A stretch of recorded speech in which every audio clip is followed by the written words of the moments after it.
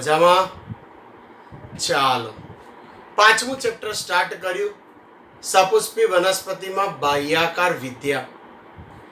ગઈ વખતે મૂળના પ્રદેશો, મૂળના વિવિધ રૂપાંતરો શરૂ કર્યા.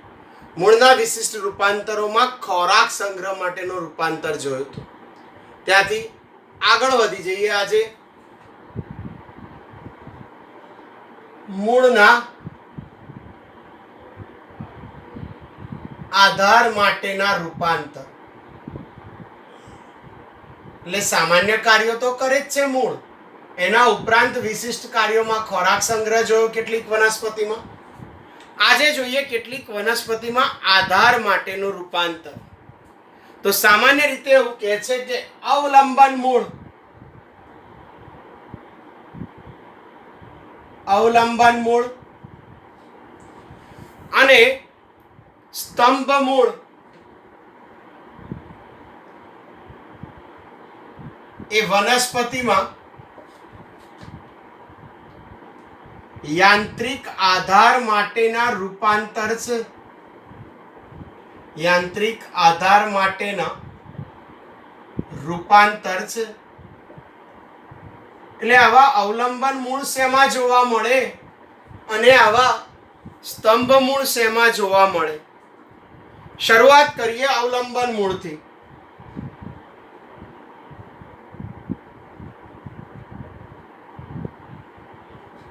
અવલંબન મૂળ મકાઈ શેરડીમાં, મકાઈ શેરડી જેવી વનસ્પતિમાં પ્રકાંડની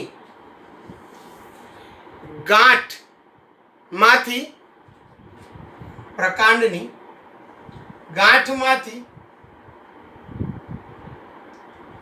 અસ્થાનિક મૂળ ઉદ્ભવી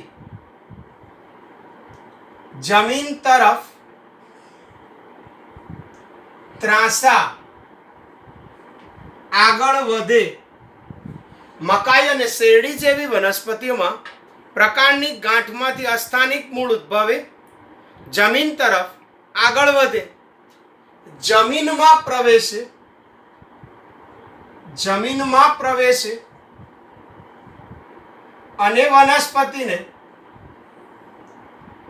યાંત્રિક આધાર પૂરો પાડે છે. વનસ્પતિને યાંત્રિક આધાર પૂરો પાડે છે. આવા મૂળને અવલંબન મૂળ કહે છે. પ્રશ્ન થવો જોઈએ કે મકાઈ શેરડી જેવી વનસ્પતિમાં આવા મૂળ ઉદ્ભવે?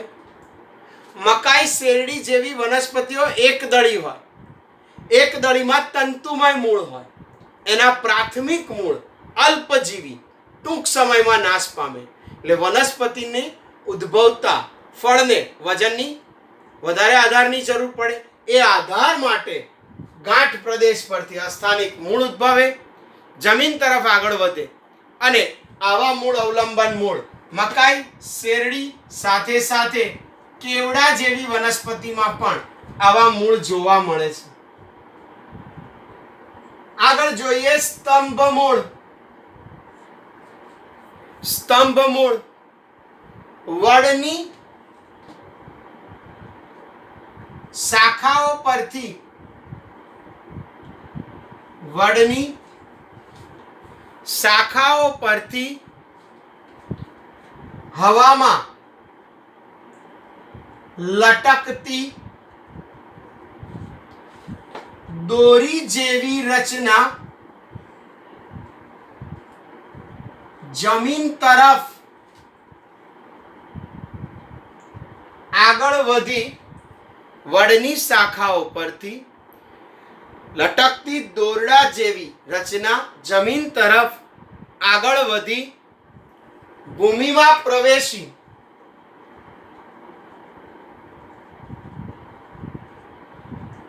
જાડી રચના બનાવે છે. એને સ્તંભ મૂળ કહે છે. અહીંયા પણ પ્રશ્ન થવો જોઈએ, શા માટે વડમાં સ્તંભ મૂળની જરૂર પડે? વડ દ્વિદળી વનસ્પતિ, એમાં તો સોટીમય મૂળતંત્ર હોય, પણ વડનો વિકાસ ઘણો મોટો હોય, એટલે વડની વિકાસ પામતી શાખાઓ પોતાના જ વજનથી તૂટી ના જાય, નમી ના જાય, એટલે એ વડની શાખાઓ પરથી હવામાં લટકતા દોરડા જેવી રચના જમીનમાં આગળ વધે અને એને સ્તંભ મૂળ કહેવામાં આવે, ઉર્ફે એને વડની વડવાઈ પણ કહેવામાં આવે. બધાએ વડની વડવાઈ જોઈ હશે. સૌથી પ્રખ્યાત વડ ગુજરાતમાં કબીર વડ, ભરૂચ. હવે એ કબીર વડમાં મુખ્ય વડ તો એટલું જાડું છે, સાથે સાથે વડની આ જે શાખાઓ પરથી જે વડવાઈઓ છે ને, એ પણ એક થડ જેટલી જાડી થઈ ગઈ છે.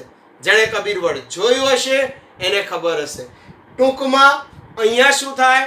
પ્રાથમિક મૂળ અલ્પજીવી, એટલે પોતાનું અસ્તિત્વ ટકાવવા આધારની જરૂર પડે, એ અવલંબન મૂળ.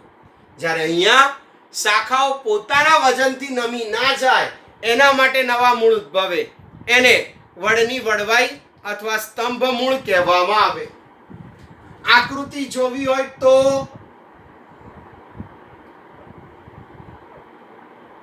મકાઈ જેવી વનસ્પતિમાં પ્રાથમિક મૂળ અલ્પજીવી હોય, તંતુમય પ્રકારનું મૂળતંત્ર ધરાવતા. એટલે આવી વનસ્પતિઓમાં વિશિષ્ટ પ્રકારના પ્રકાંડની ગાંઠ પરથી હવામાં લટકતા જમીન તરફ ત્રાંસા આગળ વધે એવા મૂળ ઉદ્ભવે અને જમીનમાં પ્રવેશી આધાર પૂરો પાડે, આ અવલંબન મૂળ. જ્યારે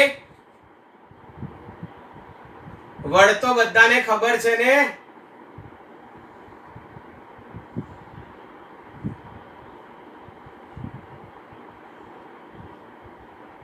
આ વડ છે ને, કોરોનાને કારણે એના બધા જ પાંદડા સુકાઈ ગયા છે. સમજી ગયા ને? ખાલી ગમમાં તો હા, એટલે વડને પાંદડા ઉપરથી બતાવો તો વડની વડવાઈઓ થઈ ગઈ. આ રીતે વિકાસ પામતા વડનું શાખાઓ પોતાના વજનથી લચી ના પડે, એટલે એમાંથી આવી જે શાખાઓ જમીન તરફ આગળ વધે એને વડની વડવાઈ અથવા સ્તંભ મૂળ કહેવામાં આવે. આને અવલંબન મૂળ કહેવામાં આવે. આ આધાર માટેના રૂપાંતરો થયા. ત્રીજા જોઈએ શ્વસન મૂળ. શ્વસન મૂળ એ પણ રૂપાંતર પામતું વિશિષ્ટ કાર્ય છે. દરિયા કિનારાના ખારા પાણીના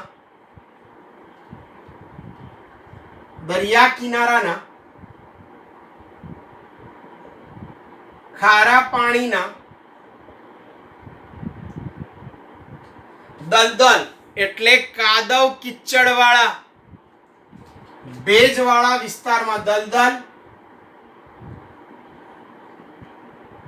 ભેજવાળા વિસ્તારમાં, એમ બી દરિયા કિનારા પાસેનો વિસ્તાર ખારા પાણીનો, જ્યાં કાદવ કિચડવાળી ભેજવાળી જમીનમાં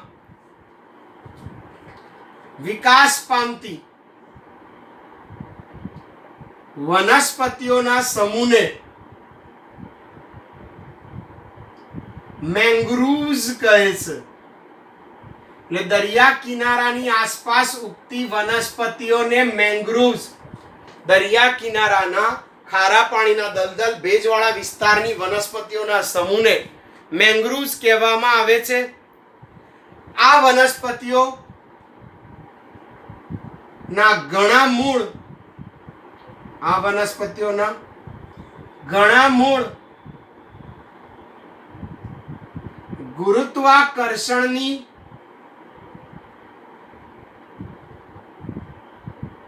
વિરુદ્ધ દિશામાં, જનરલી મૂળ ક્યાં હોય? જમીનમાં. ગુરુત્વાકર્ષણની દિશામાં આ શું કહે છે? ઘણા મૂળ ગુરુત્વાકર્ષણની વિરુદ્ધ દિશામાં પ્રકાશ તરફ, સૂર્યપ્રકાશની દિશામાં આયામ એટલે ઊભા સીધા વિકાસ પામે છે. મેંગ્રુવ્સ વનસ્પતિઓમાં ઘણા મૂળ ગુરુત્વાકર્ષણની વિરુદ્ધ દિશામાં પ્રકાશ તરફ આયામ એટલે ઊભા સીધા વિકાસ પામે છે. આવા મૂળ છિદ્રાળુ અને શાખિત હોય છે. છિદ્રાળુ અને શાખિત એટલે છિદ્ર ધરાવતા હોય અને અશાખિત હોય છે. છિદ્રાળુ અશાખિત હોય છે, જે હવામાંથી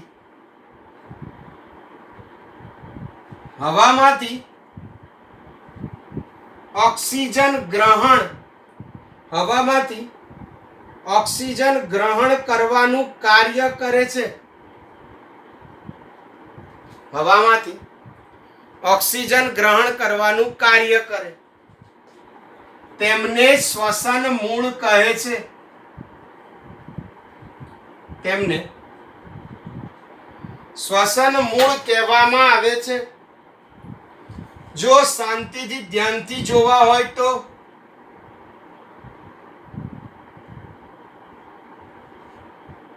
દરિયા કિનારાની આસપાસ આવી વનસ્પતિ આવેલી છે. હવે આ વનસ્પતિના જમીનમાં જે મૂળ હોય, કાદવ કીચડવાળી જમીનમાં પૂરતો ઓક્સિજન નથી મળતો, એટલે આવી વનસ્પતિના મૂળ ગુરુત્વાકર્ષણની વિરુદ્ધ દિશામાં આવા આયામ બહારની તરફ મૂળ વિકાસ પામે છે.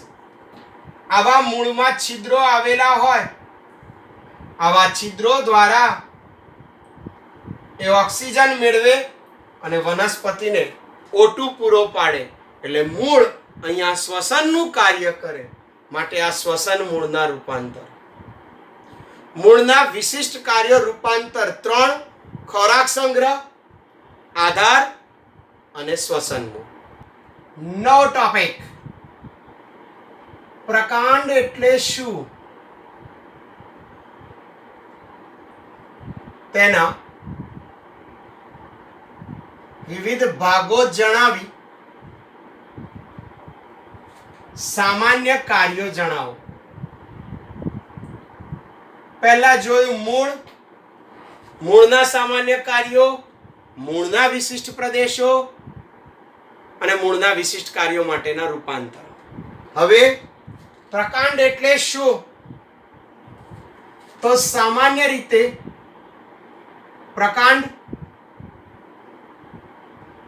એ અંકુરિત બીજના, જે બીજનું અંકુરણ થયું હોય, પ્રકાંડ એ અંકુરિત બીજના ભ્રૂણ, બીજનું અંકુરણ થાય એટલે એમાંથી ભ્રૂણ અને ભ્રૂણમાંથી નવો છોડ. એટલે પ્રકાંડ એ અંકુરિત બીજના ભ્રૂણના ભ્રૂણાગ્રમાંથી વિકાસ પામતો મૂળ શેમાંથી હતું? ભ્રૂણ મૂળ એટલે આદિ મૂળ. અને પ્રકાંડ શેમાંથી? ભ્રૂણાગ્ર. ભ્રૂણાગ્રનું બીજું નામ છે આદિસ્કંદ. એટલે પ્રકાંડ અંકુરિત બીજના ભ્રૂણના ભ્રૂણાગ્રમાંથી વિકાસ પામતો શાખાઓ, પર્ણ, પુષ્પ, ફળ ધારણ કરતી અક્ષનો ઉર્ધ્વગામી ભાગ છે. ઓકે, પ્રકાંડ એટલે શું? અંકુરિત બીજના ભ્રૂણના ભ્રૂણાગ્રમાંથી વિકાસ પામતો શાખાઓ, પર્ણ, પુષ્પ, ફળ ધારણ કરતી અક્ષનો મુખ્ય ભાગ, એને પ્રકાંડ કહેવામાં આવે. આ પ્રકાંડ ગાંઠ અને આંતરગાંઠ ધરાવે છે. પ્રકાંડ ગાંઠ અને આંતરગાંઠ ધરાવે પ્રકાંડના જે ભાગ પરથી પર્ણ ઉદ્ભવે,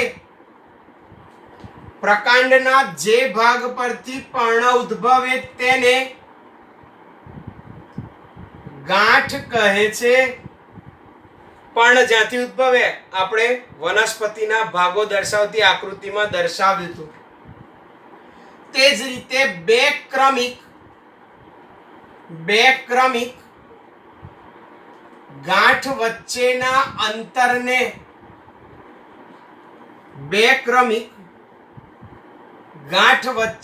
અંતરને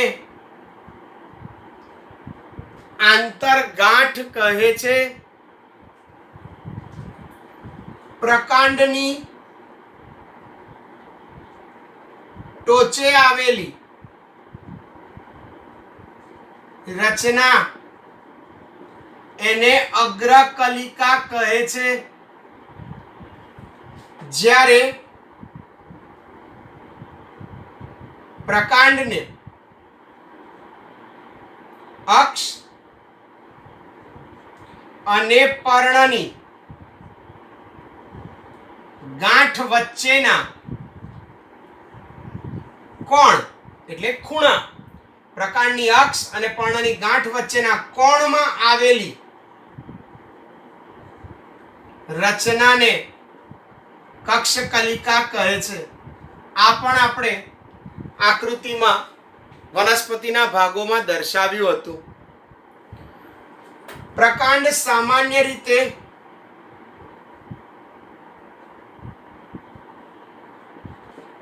તરુણ હોય ત્યારે, તરુણ એટલે તાજો કુમળો છોડ હોય, એટલે પ્રકાંડ સામાન્ય રીતે તરુણ હોય ત્યારે લીલું જોવા મળે છે.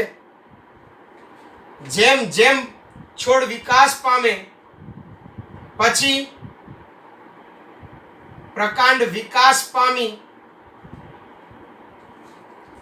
કાષ્ઠમય એટલે લાકડા જેવું મજબૂત કાષ્ઠમય કથ્થાઈ રંગનું બને છે, ચીકણી રંગનું જોવા મળે છે. પ્રકાંડના સામાન્ય કાર્યો જોઈએ. પ્રકાંડના સામાન્ય કાર્યો. પહેલું કાર્ય જોઈએ પર્ણ, પુષ્પ,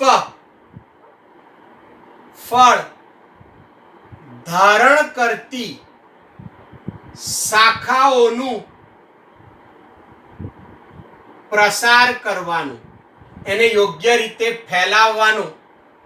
પ્રકાંડ, પર્ણ, પુષ્પ, ફળ ધારણ કરતી શાખાઓને પ્રસાર કરવાનું કાર્ય, ફેલાવો કરવાનું કાર્ય કરે છે. આ પ્રકાંડ એ પાણી, ખનિજ દ્રવ્યો તથા પ્રકાશ સંશ્લેષણ માટે જરૂરી દ્રવ્યોનું વહન કરવાનું કાર્ય કરે છે. પર્ણ, પુષ્પ, ફળ ધારણ કરતી શાખાઓનો ફેલાવો કરે. પાણી, ખનિજ દ્રવ્યો, પ્રકાશ સંશ્લેષણ કરતા પદાર્થોનું વહન કરવાનું કાર્ય કરે છે. આ ઉપરાંત કેટલીક વનસ્પતિના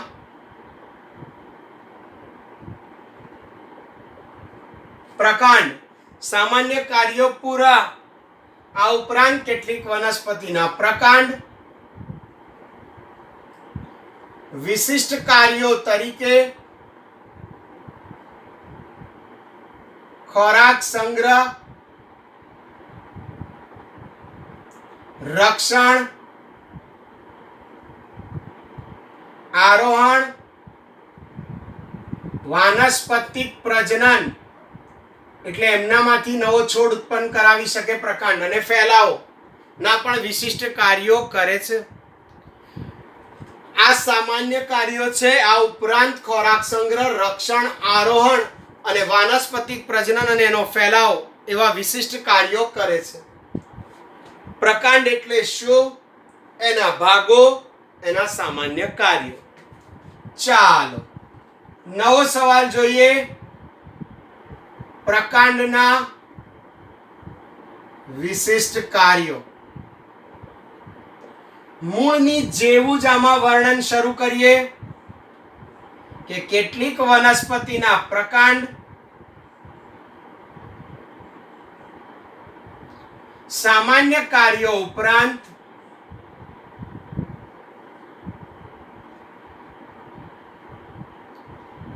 વિશિષ્ટ કાર્યો કરે છે. કેટલીક વનસ્પતિના પ્રકાંડ સામાન્ય કાર્યો ઉપરાંત વિશિષ્ટ કાર્યો કરે છે. આ કાર્યો કરવા પ્રકાંડના વિવિધ ભાગો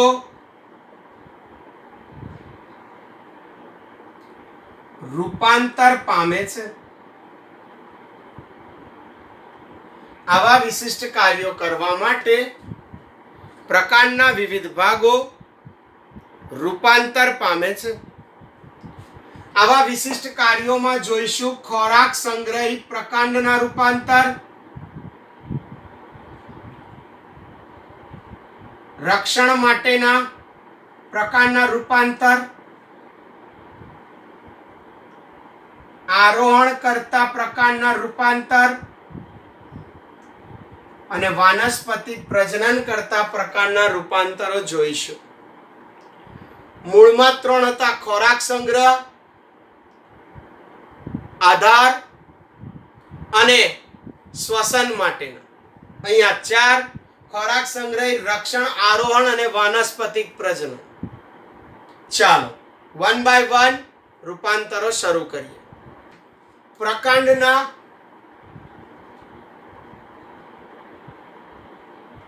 ખોરાક સંગ્રહના રૂપાંતરો.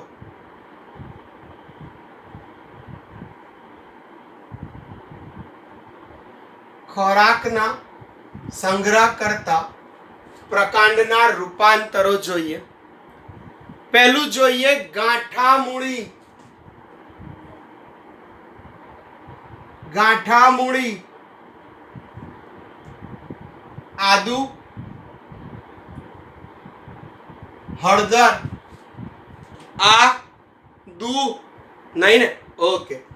આદુ, હળદર જેવા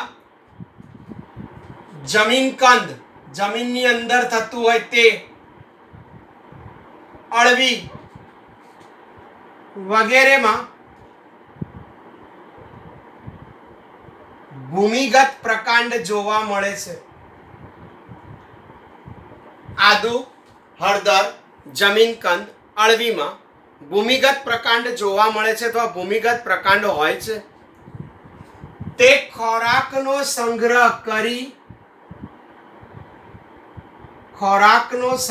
કરી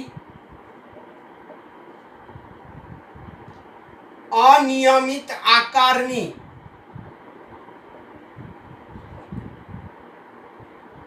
ગાંઠ જેવી રચના બનાવે. તેથી તેને ગાંઠામૂળી પ્રકાંડ કહે છે.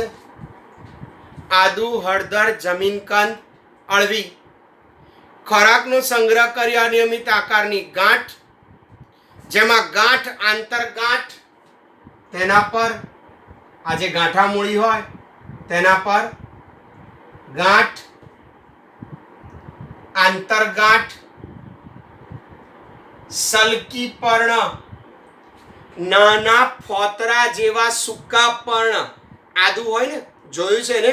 આદુને સહેજ નખ મારીએ ને, નખથી બી નાનું ફોતરું હોય, ઉડી જાય ઉપરથી, એકદમ છોતરું, પાતળું, શુષ્ક, એને સલકી પર્ણ.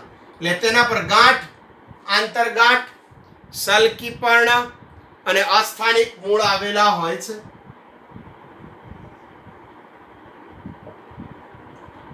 જે આ ગાંઠામૂળી, આદુ, હળદર જોઈ છે ને, સફેદ પીળી બંને શિયાળામાં, જમીન કંદ, અળવી, અળવીના પાના જુદા, પત્તરવેલિયા બનાવીએ એ જુદા, અને અળવી જે આવે છે એ જુદી. અળવીનું શાક થાય તો બેઝિકલી આ બધા જ અનિયમિત આકારના ખોરાકનો સંગ્રહ કરતા ગાંઠ જેવા એને ગાંઠા મૂળી કહેવામાં આવે.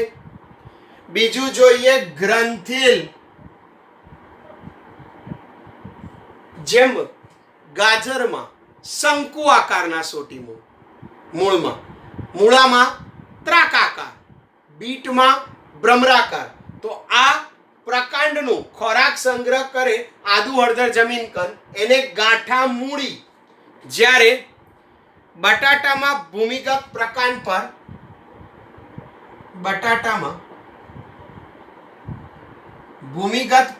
પર આવેલા સલ્કી પર્ણોની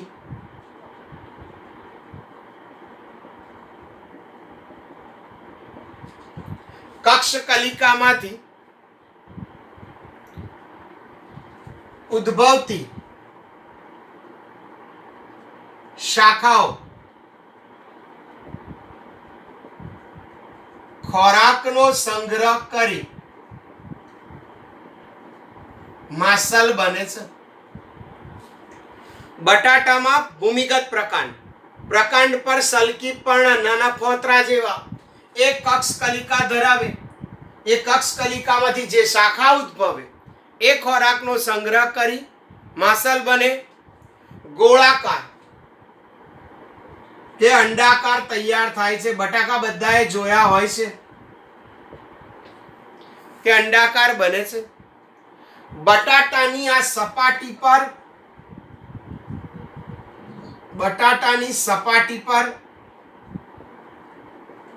ખાડા જેવી રચના જોવા મળે છે. તેને બટાટાની આંખ કહે છે. બટાકાની સપાટી પર નાના નાના ખાડા જેવી રચના એને બટાકાની આંખ. તેમાં કલિકા આવેલી હોય છે. આ આંખ એમાં કલિકા આવેલી હોય જે વાનસ્પતિક પ્રજનન એટલે નવો બટાકાનો છોડ તૈયાર કરવામાં મદદરૂપ થાય છે અથવા તૈયાર કરે છે. તો બટાટામાં ગ્રંથિલ, આદુ હળદર જમીન કંદ, અળવીમાં ગાંઠા મૂળી. ત્રીજું જોઈએ વજ્રકંદ. આ વજ્રકંદ એ સુરણમાં જોવા મળે છે. સુરણ એ ગાંઠા મૂળીનું સંઘનિત સ્વરૂપ છે. જાગો, સંઘનન એટલે ભેગા થવું. આદુ હળદર જોયા હશે નાનું નાનું. કેટલાકે સુરણ નહીં જોયું હોય વેલ એન્ડ ગુડ. સુરણને એમોર્ફોફોરસ અંગ્રેજીમાં કહેવામાં આવે. આ સુરણ ગાંઠ જોવા મળે મોટી. આનું મોટું એટલે આવી બહુ બધી આદુ હળદરની બહુ બધી ગાંઠો ભેગી મળે એટલે ગાંઠા મૂળીનું સંઘનિત સ્વરૂપ એને વજ્રકંદ કહેવામાં આવે. આદુ હળદર જમીન કંદ, અળવીમાં ગાંઠા મૂળી, બટાટામાં ગ્રંથિલ, સુરણમાં વજ્રકંદ જોવા મળે છે. જનરલી આકૃતિનો સવાલ હોય ત્યાં સુધી આકૃતિ દોરવાની હોતી નથી, પણ આવડે અને દોરી નાખીએ તો વાંધો આવે નહીં. અનિયમિત આકારનું આદુ જોયું હોય ક્યાં એવું વિચારવું નહીં કે આદુ આવું કેમ, કારણ એનો આકાર ફિક્સ જોવા મળતો નથી. બરાબર? તો આવું અનિયમિત આકારનું આદુ હોય એના પર ગાંઠ, આંતરગાંઠ, સલ્કી પર્ણ અને અસ્થાનિક મૂળ આવેલા હોય. આદુ બટાટા તો કહેવાની જરૂર જ નથી. આદુનું ગાંઠા મૂળી, બટાટાનું ગ્રંથિલ,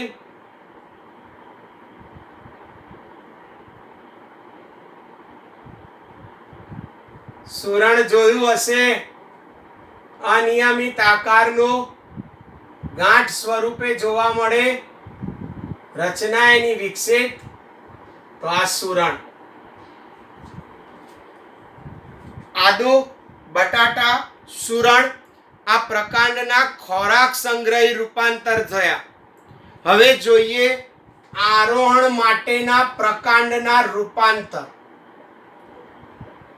આરોહણ એટલે આધાર સાથે ચોંટે અને વીંટળાઈને વૃદ્ધિ પામે. એટલે આરોહણ માટેના પ્રકાંડના રૂપાંતરો. આરોહણ માટેના પ્રકાંડના રૂપાંતરો જોઈએ. કૃષ્ણ કમળ, કોળું, કોળું એટલે બીટર ગુવાડ, સોરી, કોળું એટલે પમ્પકિન, કારેલા એટલે બીટર ગુવાડ. તો કૃષ્ણ કમળ, કોરું, કારેલા, તુંબરો, તંબુરો ના કરતા હો, તુંબરો છે તો એને ગુવાડ, આપણે જેને સાદી દૂધી કહીએ છીએ તે. કૃષ્ણ કમળ, કોળું, કોળું એટલે કુકરબીટા અથવા પમ્પકિન જે કોઈ, કારેલા બીટર ગુવાડ, તુંબરો એટલે ગુવાડ દૂધી આપણે જેને કહીએ છીએ તે. તરબૂચમાં, દ્રાક્ષના વેલા વગેરેમાં તરબૂચ, દ્રાક્ષના વેલામાંથી કૃષ્ણકમળનો વેલો, કોળાનો વેલો, કારેલા, તુંબરો, તરબૂચ, દ્રાક્ષના વેલામાંથી કક્ષકલિકા વિકાસ પામી. કક્ષકલિકા વિકાસ પામી અને આવી કક્ષકલિકા વિકાસ પામે એટલે કક્ષકલિકામાંથી પાતળી કુંતલાકાર અમળાયેલી, અમળાયેલી એટલે ઝિગઝેગ, કુંતલ એટલે પાતળી કુંતલાકાર અમળાયેલી દોરી જેવી રચના ઉત્પન્ન થાય. દોરી જેવી રચના ઉત્પન્ન થાય જે આધાર સાથે વીંટળાય, જે આધાર સાથે વીંટળાય આરોહણમાં મદદ કરે છે. સિમ્પલ. કૃષ્ણકમળ, કોળું, કારેલા, તુંબરો, તરબૂચ, દ્રાક્ષ બધાના પ્રકાંડ નબળા હોય, જમીન પર પડી જાય, ટટ્ટાર ના રહી શકતા હોય. એટલે આવી વનસ્પતિની કક્ષકલિકામાંથી પાતળી કુંતલાકાર અમળાયેલી દોરી જેવી રચના ઉત્પન્ન થાય, આધાર સાથે વીંટળાય અને આરોહણમાં મદદ કરે. એટલે આવી વનસ્પતિને સૂત્રારોહી, સૂત્ર જેવી રચના આરોહણ કરે એટલે સૂત્રારોહી વનસ્પતિ કહે છે. આકૃતિ દરેક વખતે દોરવી જરૂરી નથી, પણ પૂછાઈ હોય, હું પેપરમાં પૂછું ને નહીં દોરો તો માર્ક કાપી લઈશ. કેમ? આપણે અહીંયા દરેક જગ્યાએ દોરાય છે. પેમ્પલેટમાં ના હોય તો કાંઈ નહીં, લેક્ચરનો સ્ટોપ કરી વિડિયો અને દોરી નાખવાની. કારણ કે મારા કરતા તમારી આકૃતિ સારી હશે 100%. હા પાડો. આ બાઉલ નથી દોર્યા, કૃષ્ણ કમળ છે. આવા કૃષ્ણ કમળમાં પ્રકાંડ અને પર્ણની કક્ષ વચ્ચેથી કક્ષકલિકા, આ કક્ષકલિકામાંથી લાંબા સૂત્ર જેવી રચના ઉત્પન્ન થાય અને આધાર સાથે વીંટળાય, આરોહણમાં મદદ કરે. ચાલો નવો સવાલ જોઈએ. પ્રકાંડના રક્ષણ માટેના રૂપાંતરો.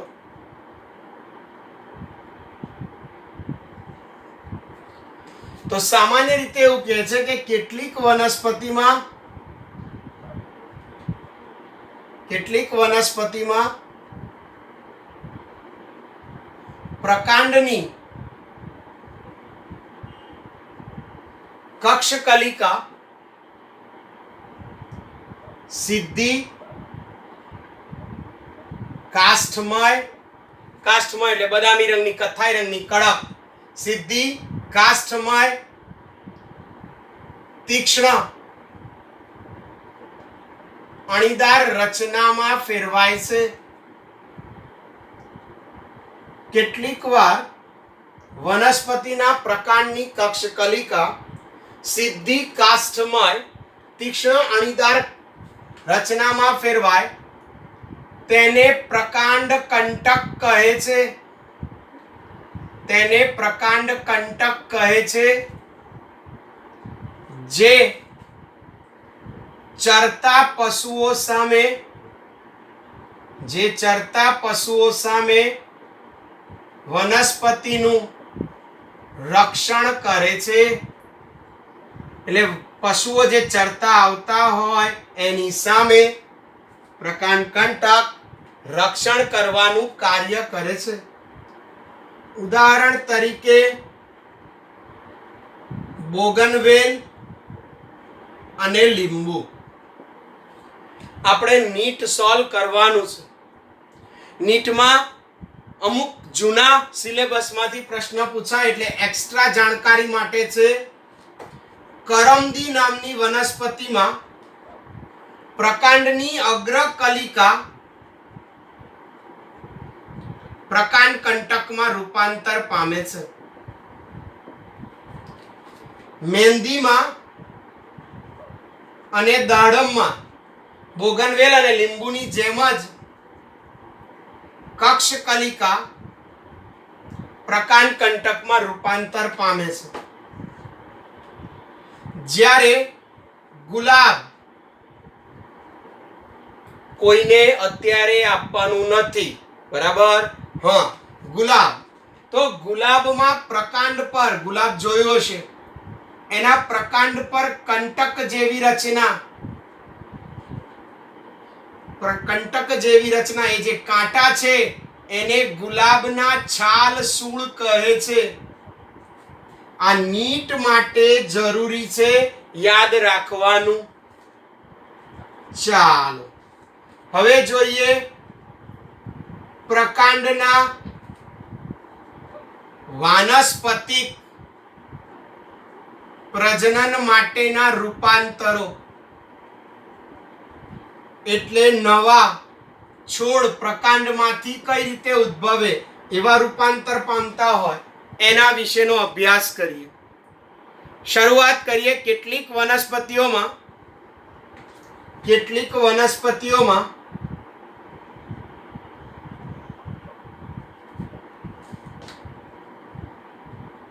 પ્રકાંડ પરથી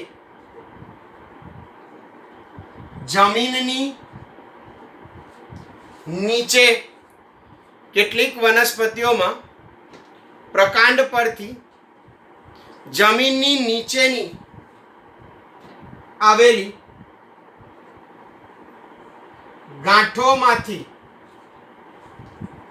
લાંબી, પાતળી, સમાંતર, જમીનને સમાંતર લાંબી પાતળી શાખાઓ ઉત્પન્ન થાય છે.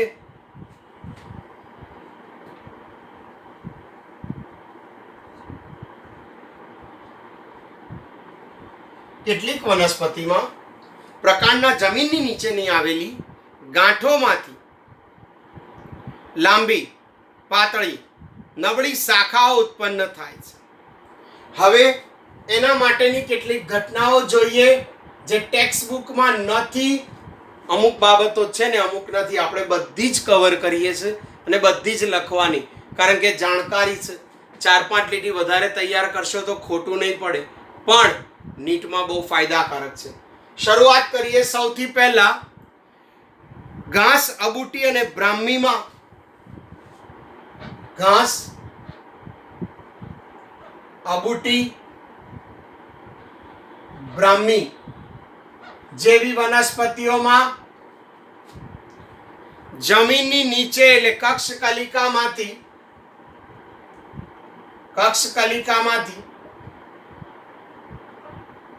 લાંબી, પાતળી, સમાંતર શાખા વિકાસ પામે, જેમાંથી નવો છોડ ઉદ્ભવે છે. એટલે ઘાસ, અબૂટી, બ્રાહ્મી જેવી વનસ્પતિમાં પ્રકાંડની કક્ષકલિકા જમીનને સમાંતર વિકાસ પામે અને લાંબી પાતળી શાખા જે જમીનના સંપર્કમાંથી નવો છોડ ઉત્પન્ન કરે તેને ભૂસ્તારી કહે છે. 12મા ધોરણમાં પણ આ કામમાં આવશે, એટલે એક્સ્ટ્રા હોવા છતાં સવાલમાં લખીશું. 2. જળ શૃંખલા અને જળકુંભી. જળ શૃંખલા અને જળકુંભી જેવી વનસ્પતિમાં આ જળ શૃંખલાને કહેવાય પિસ્ટિયા અને જળકુંભીને કહેવાય આઇકોર્નિયા. અંગ્રેજી નામ યાદ રાખજો હો, 12માં પણ આ મદદરૂપ થશે આ ટોપિક. તો જળ શૃંખલા અને જળકુંભી જેવી જલજ વનસ્પતિઓમાં ટૂંકી આંતરગાંઠો ધરાવતી, જાડી, આમાં લાંબી પાતળીને સમાંતર, આમાં ટૂંકી આંતરગાંઠો ધરાવતી, જાડી, ગુલાબવત, ગુલાબ જેવા, ગુલાબ નહીં, ગુલાબ જેવા, ગુલાબવત પર્ણો ધરાવતી, ટૂંકી આંતરગાંઠો, જાડી, ગુલાબવત પર્ણો ધરાવતી, ગાંઠ પરથી નવો છોડ ઉદ્ભવે છે તેને ભૂસ્તારિકા કહે છે. તેને ભૂસ્તારિકા. લાંબી પાતળીને સમાંતર તો એમને ભૂસ્તારી, જાડી ટૂંકી આંતરગાંઠો ધરાવતી, ગુલાબવત પર્ણ અને એવી ગાંઠ પરથી નવો છોડ ઉદ્ભવે તો એને ભૂસ્તારિકા કહેવામાં આવે છે. સામાન્ય રીતે એવું કહે છે કે ફુદીનામાં, ત્રીજો, ફુદીના જેવી વનસ્પતિમાં પ્રકાંડની કક્ષકલિકામાંથી, ફુદીના જેવી વનસ્પતિમાં પ્રકાંડની કક્ષકલિકામાંથી ત્રાંસી કમાનાકાર શાખા વિકસે છે. ત્રાંસી કમાનાકાર શાખા વિકાસ પામે છે અને આવી ત્રાંસી કમાનાકાર શાખાઓમાંથી નવા છોડનું સર્જન થાય. નવા છોડનું સર્જન. તો આવી ત્રાંસી કમાનાકાર વિસ્તરણ એને અધોભૂસ્તારી કહેવામાં આવે. આ ભૂસ્તારિકા, અધોભૂસ્તારી. ચોથું જોઈએ, સ્ટ્રોબેરી, જુઈ જેવી વનસ્પતિઓમાં સ્ટ્રોબેરી, જુઈ જેવી વનસ્પતિઓમાં મુખ્ય ધરીના તલ ભાગમાંથી પ્રકાંડની, મુખ્ય ધરીના તલ ભાગ એટલે તળિયેથી, સ્ટ્રોબેરી અને જુઈ વનસ્પતિઓમાં પ્રકાંડની ધરીના તલ ભાગમાંથી પાર્શ્વીય શાખાઓ વિકાસ પામે. પાર્શ્વીય એટલે સાઈડમાં, હવાઈ શાખા વિકાસ પામે જે કમાન આકારે વળાંક પામી જમીનના સંપર્કમાં આવી નવો છોડ ઉત્પન્ન કરે. આવી રચનાને વીરો કહેવામાં આવે છે. બે છોડ હોય ને, 1 અને 2, તો બે છોડને જોડતી આવી સામાન્ય સાદી પાતળી લાંબી રેખા. બે છોડ હોય એને જોડતી જાડી ટૂંકી આ ભૂસ્તારિકા, આ ભૂસ્તારી. ફુદીનામાં શું થાય? એક છોડ હોય, જમીનને સમાંતર વિકાસ પામીને નવો છોડ. આ જમીન અડધો અંદર અડધો બહાર એટલે અડધો ભૂસ્તારી. જ્યારે આમાં છોડ આવો હોય, અહીંથી વિકાસ પામે હવાઈ ભાગ કમાન આકારે, અહીં વિકાસ પામી નવો છોડ, તો આને વિરોહ કહેવામાં આવે. નવો પ્રકાર જોઈએ. કેળા, અનાનસ અને ગુલદાઉદીમાં કેળા, અનાનસ, ગુલદાઉદી જેવી વનસ્પતિમાં પ્રકાંડના તલ અને ભૂગર્ભીય ભાગમાંથી પ્રકાંડના તલ અને ભૂગર્ભીય ભાગમાંથી પાર્શ્વીય શાખા વિકાસ પામે. પાર્શ્વીય શાખાઓ પ્રકાંડના તળિયેથી અને જમીનના ભાગમાંથી ઉદ્ભવે અને ત્રાંસા બહાર આવી, ત્રાંસા વિકાસ પામી, ત્રાંસા જમીનની બહાર આવે, જમીનની બહાર ત્રાંસા આવે, એને પર્ણપ્રરોહ કહેવામાં આવે છે. તો જો રક્ષણમાં કીધું, બોગનવેલ, લીંબુ કક્ષકલિકા, કરમદી અગ્રકલિકા, મહેંદી દાડમ કક્ષકલિકા, ગુલાબના છાલસું. વાનસ્પતિકમાં ઘાસ અબૂટી, બ્રાહ્મીમાં ભૂસ્તારી, જળ શૃંખલા જળકુંભીમાં ભૂસ્તારિકા. ઉદાહરણ જ યાદ રાખવાના છે મેં. ફુદીનામાં અધો ભૂસ્તારી, સ્ટ્રોબેરી, જુઈ, વીરો. જ્યારે કેળા, અનાનસ અને ગુલદાઉદીમાં પર્ણપ્રરોહ, ત્રાંસા જમીનમાંથી બહાર આવે, શાખા પરથી, પ્રકાંડ પરથી નવા છોડનું સર્જન કરીએ. ચાલો લાસ્ટ પ્રકાંડનો છેલ્લો ટોપિક કે પ્રકાશ સંશ્લેષણ માટે પ્રકાંડના રૂપાંતરો. તો શુષ્ક પ્રદેશ એટલે રણ પ્રદેશ જેવા વિસ્તારમાં કેટલીક વનસ્પતિના પ્રકાંડ તીક્ષ્ણ, અણીદાર, ફાફડાથોરમાં કે માસલ નળાકાર, માસલ દળદાર, યુફોર્બિયા જેવા રચનામાં રૂપાંતર થાય છે.